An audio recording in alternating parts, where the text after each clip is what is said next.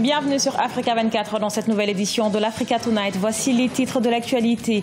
La sécurité et la paix étaient au cœur des discussions du sommet Union africaine-Union européenne d'Abidjan en Côte d'Ivoire. Un 5e sommet qui a débouché sur l'adoption de mesures concrètes. Les détails à suivre. Célébration ce 1er décembre de la journée mondiale de lutte contre le sida. Dans ce journal, nous irons au Nigeria où une start-up participe à la sensibilisation et la lutte contre la stigmatisation. Et le glamour à l'africaine à l'honneur à Yaoundé, la ville camerounaise accueille depuis ce jeudi The Key Week 2017, plus grand événement de mode en Afrique centrale. Il célèbre également les artistes de l'art musical africain. Mais tout d'abord, Paris aux couleurs nationales. Ce jeudi 1er décembre, la Centrafrique a célébré le 59e anniversaire de son indépendance. Une célébration marquée par un contexte politique et sécuritaire fragile. À cet effet, le président Faustin Archange Touadéra, dans son discours, rendu hommage aux casques bleus de la MINUSCA qui ont perdu la vie. Il a exhorté également la communauté internationale à ne pas tourner le dos à la Centrafrique. Avec de nombreux foyers de tension sur le continent, les questions sécuritaires et de paix se sont donc imposées aux discussions du sommet Union africaine-Union européenne d'Abidjan en Côte d'Ivoire. Occasion pour les dirigeants de mettre en place des solutions concrètes pour faire face à ces défis. Reportage de notre correspondant Olivier Conan. La question de la paix et de la sécurité est toujours au cœur des préoccupations de l'UA, Union africaine. Le continent compte de nombreux foyers de tensions et de conflits dont l'organisation continentale discute avec son partenaire de l'Union européenne qui contribue au financement de certaines missions. Sans la paix, pas de développement ni création d'emplois pour les jeunes. Au cœur du sommet donc, l'enjeu c'est la sécurité en Afrique confrontée à la montée du terrorisme impliquant les jeunes, à la fois victimes et acteurs. Autre sujet de préoccupation, c'est le radicalisme qui prend de l'ampleur au niveau des jeunes et constitue une source de déstabilisation de l'Afrique. Cela est accentué par la crise des migrants en Libye qui fait des jeunes en situation de détresse des cibles propices à la radicalisation. À chaque fois, ce sont nos jeunes qui sont au centre de l'enjeu, de la manipulation. Et il nous appartient de réellement prendre toutes les mesures pour les mettre à l'abri de ce danger, mais évidemment la réponse sécuritaire à elle seule ne suffit pas. L'approche doit être holistique, elle doit évidemment être sécuritaire militaire, mais aussi il faudra qu'on investisse dans le développement. Actuellement, il y a 3 situations qui retiennent l'attention du comité de paix et de sécurité de l'UA se réunissant mensuellement. La Corne de l'Afrique, le Sahel et les Grands Lacs. Les forces de l'Union africaine ont fait la preuve de leur capacité en matière d'intervention et d'opération de maintien de la paix. Que ce soit pour donc renforcer les capacités des pays, et là nous avons des outils, donc le dernier est Afripol, nous avons le Centre d'études de recherche sur le terrorisme, nous avons lancé, comme vous le savez, le processus de Nouakchott qui s'occupe de tout le Sahel.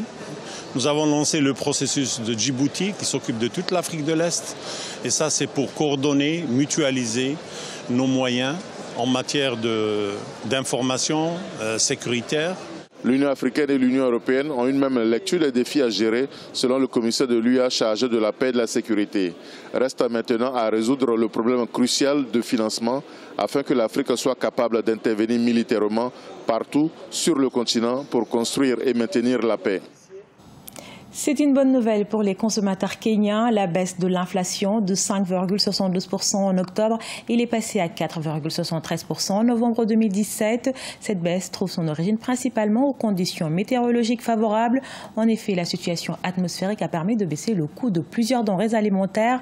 L'annonce a été faite par le Bureau des statistiques du Kenya qui indique par ailleurs que l'indice des prix à la consommation calculé selon l'approche géométrique avait baissé de 182,50%.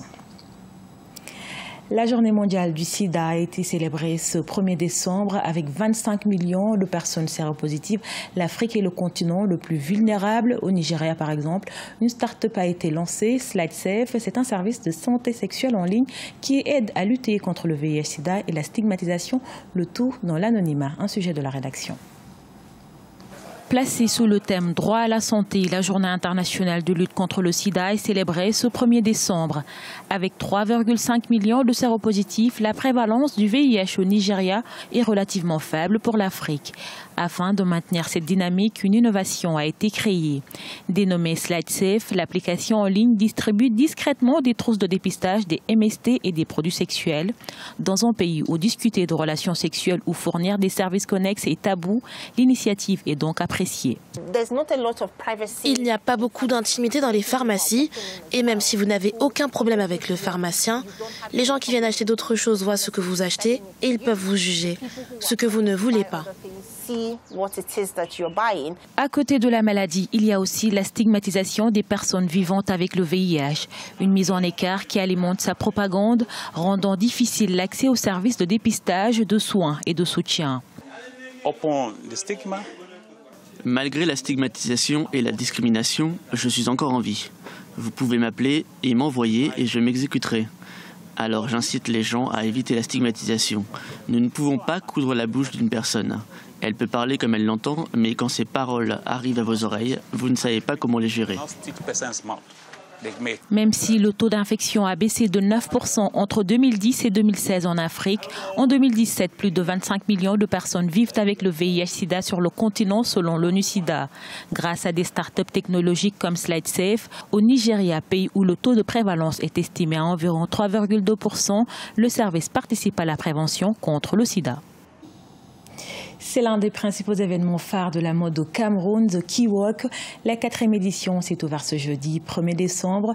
Lancé en 2011, cet événement biennal est l'occasion de rassembler les différents acteurs de la mode à travers des conférences et des ateliers de beauté. On fait le point avec notre envoyé spécial à Yaoundé, Hortense Assaga. La 4e édition de The Key-Walk, le show de mode initié par la styliste camerounaise Anna Ngagnon. Un show qui est devenu un véritable rendez-vous pour tous les passionnés de mode. Un événement qui a démarré avec de nombreuses manifestations comme la pause mode qui avait pour thème la mode comme vecteur de développement, l'Afrique qui inspire. Je vous propose d'écouter les intervenants. Alors dans quelques heures, vous allez voir évidemment les collections de Créan du Cameroun, Créan qui est ma marque. Vous allez également voir des collections de Ladouma, qui est un créateur sud-africain, extrêmement talentueux, je ne vais pas tout vous dire sur lui. Et puis également de Chiriangoui qui est de Tanzanie. Donc voilà. Il faudra être là absolument. Ce rendez-vous fédère parce qu'on voit il est victime de son succès. Il n'y a même plus de t-shirt disponible.